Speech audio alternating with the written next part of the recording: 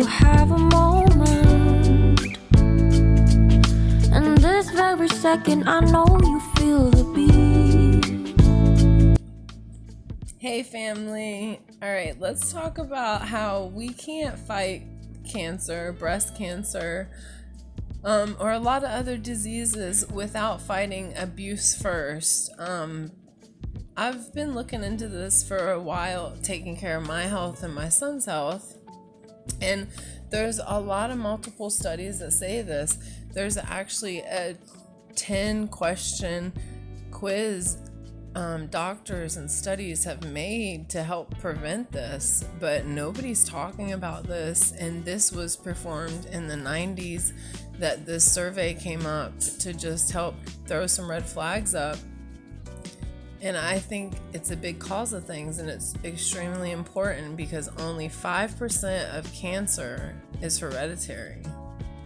Everything else is lifestyle, food, activity, and then most of it says modified which is where this comes in: the abuse, the trauma, the neglect.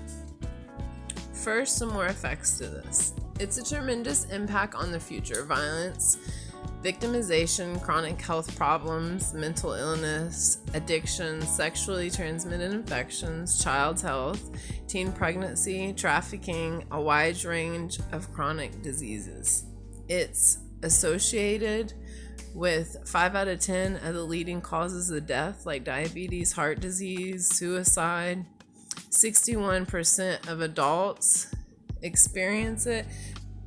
On that test, 1 in 6 score 4 or more. If we reduced it and educated, we had the possibility 1.9 million cases of heart disease, 21 million cases of depression could be reduced. It costs us hundreds of billions every year. You can find it in our under-resourced or racially segregated areas. If you're frequently moving, or if you have just food insecurity in the home. This isn't just affecting our country. There's worldwide statistics on this. If you're not white or bougie, you're mostly targeted. It's a lot in other communities. 28% of Latino kids have a 4 or more score higher, and you see that all across the board. ACEs don't, on this 10-part test, most 87% score 2 or more. And what does that mean? When the more you have scores, the number on it, what does it mean? Let me explain it to you. I'm going to read, I'll leave links to everything in the description box. This is really important to me too.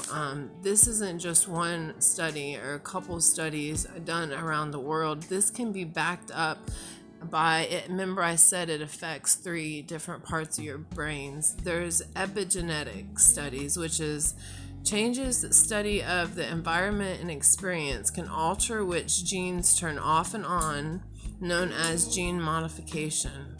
So people that study your nervous system and your brain can also prove this is a fact, and this is affecting a lot of us more than anybody is telling us at all.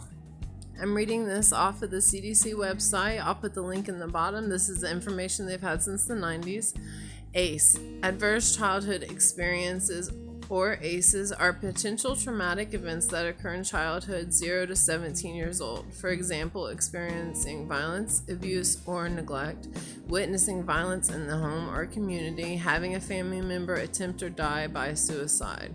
Also include aspects of our child's environment that can undermine their sense of safety, stability, and bonding, such as growing up in a household with substance abuse, mental health problems, instability due to parental separation, or household members being in jail or prison. ACEs are linked to chronic health problems, mental illness, substance abuse, in adulthood. ACEs can also negatively impact education and job opportunities. However, ACEs can be prevented. How easy is it to prevent this 10-question survey. What's it look like? It takes about 2 minutes of your time to do. I'll give you a little what's on there.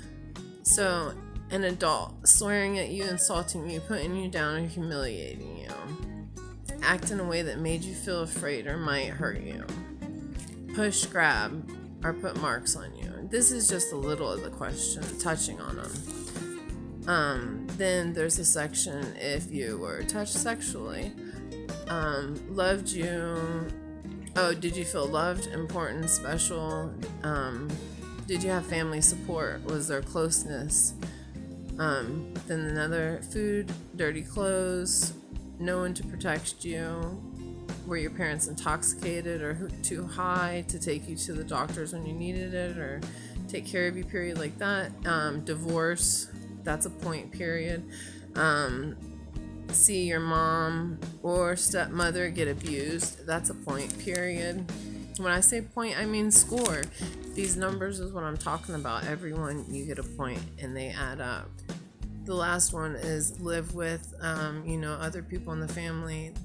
Was there anybody that lived with you that was an addict? Maybe not your immediate mom, or people that lived with you that might have been depressed, mentally ill, or attempted suicide. That's the 10 questions, the 10 parts on the survey. We could be testing our kids in multiple ways at young ages to prevent this, to see signs of this. Anybody's research that you look at, I put in the links, will tell you we have to stand up, ask our doctors and stuff, are you doing the ACE score survey? Have you heard about it? Because it's very simple for them to get their hands on this and then to start having it in their practice and testing all their children under the age of 18 and stopping this before it turns into disease and cancer, before this turns into suicides, before it's violence in the streets. Let's go back to the epigenetics for a minute so I can further back up. I'm going to read something. The links will be in the description. Dr. Kaufman, professor psychiatry, recent collaboration with Joel Glitmer, MD, founder, professor, psychiatrist of genetics in neurobiology. She compared epigenetic changes in 96 children with the history of early adversity, what were ACEs, and 96 children without such history. The research focused on difference of methylation marks in the genomes of these children based on animal studies elsewhere looking at the effects of maternal neglect. We expected to see epigenetic changes affecting genes involved in the brain's stress response, she said. We were surprised to see them across the entire genome, not only in the genes implicated in mental health and also psychiatry disorders, but also in cardiovascular disorders, diabetes, obesity, cancer, all health problems long associated with early adversity. Epigenetic changes are long-term, and these changes may be passed down to children and grandchildren. But the effects that adverse child experiences don't have to be permanent, Kaufman said. The concept of a critical period in which the brain pathway becomes fixed has given way to a sensitive period, when the brain is more susceptible to environmental influence but retains some plasticity. In animals, environmental achievement has reversed deleterious brain effects mediated by epigenetic changes caused by early deprivation. But there's also a lot of, let's talk about the actions we can do to see how big the effect is and deep the effect is. There's so many. I've done so much. This is just a little of what I've put together for you guys. There is multiple across worldwide. I promise you, wherever you're listening, look up and see what's around you and the effects and what's going on and if anybody's doing anything about it. It's easy. Ask your doctor if they're ACE testing. Nobody ever asked me, and I had plenty of symptoms. Let's talk about some actions. Let me get the paper. First, let me tell you a little bit more about just what I know about ACEs and the facts. So it's basically when your brain, the three parts of the brain that it affects, turns and it triggers them to go into the fight, flight, or freeze mode. Which this turns off the prefrontal lobe, which is the thinking part of your brain, and the back part of your brain kind of amps up.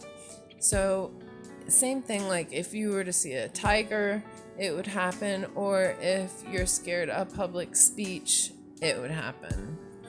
A lot of things, like when adrenaline pumps through your body, that's the same thing. If the fight, freeze, triggering your brain through this and stuff, and then triggering it and not fully taking the process through and experiencing the full process. Like a kid falling off his bike, he falls and he's about, he's hurt when he falls, but the mom rushes over there and picks him up. He doesn't experience that.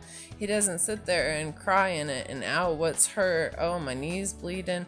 He doesn't sit there and experience the whole thing. The mom swoops him up and comes in and does all that and doesn't get to go through that. So that's just a little way to kind of explain how, a small example, trying to understand how something could like come in to interfere so you didn't experience the full process. But the thing is that we can go back and change all of this. There's a stuck though. You can be stuck and freeze and not have to be triggered on the fight, freeze thing. You can just be stuck in extended like anxiety and depression. All of that kind of links back to maybe you had an episode or you had some trauma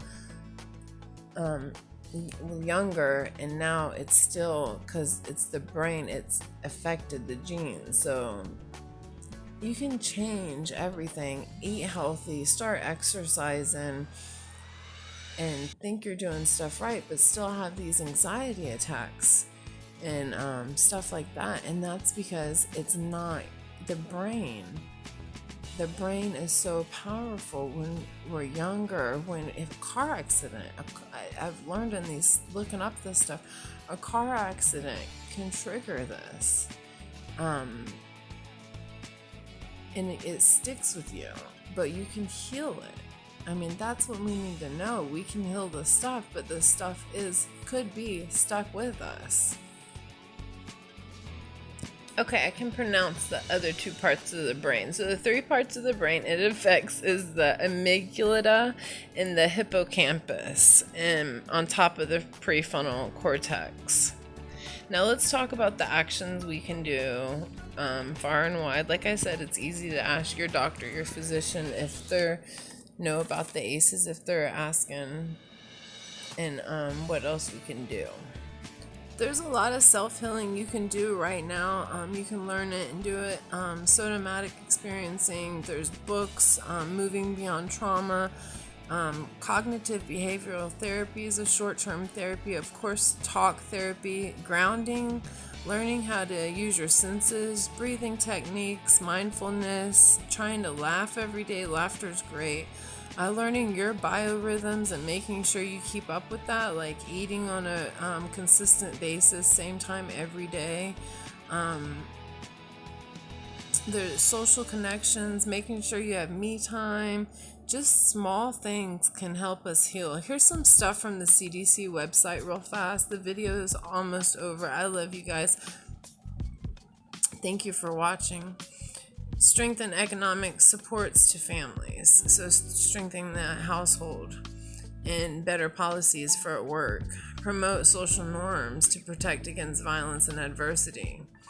Ensure a strong start for children, early childhood stuff, high quality childcare, tech skills, social emotional learning, safe dating and healthy relationship skills, parenting skills, and family relationships. You know how in American schools we teach sex ed before we teach safe dating and healthy relationships. Just saying, moving on. Connect youth to caring adults and activities, mentoring programs, after school programs. Do you know what your community has? intervene to lessen immediate and long-term harm. We need to change how people think about the causes of ACEs and who could help prevent it. Change it from personal responsibility to community solutions. Reduce the stigma around help with parenting challenges and substance misuse, and reduce the stigma around all of that. Promote safe, stable, nurturing relationships and environments. I love you guys, and thank you for watching. I'm not great at these type of videos, but it's something I'm really passionate about. And I know abuse, there's so many multiple ways of abuse, and just being ignored has a lot to do with the psychology. The psychological abuse is strong. If you go to my Nailing Abuse, I've been putting a lot of the facts I learned and stuff up there. I love you guys. Thank you for watching, and thank you for helping me get the information out and supporting. Thanks for supporting me in the cause. Love you.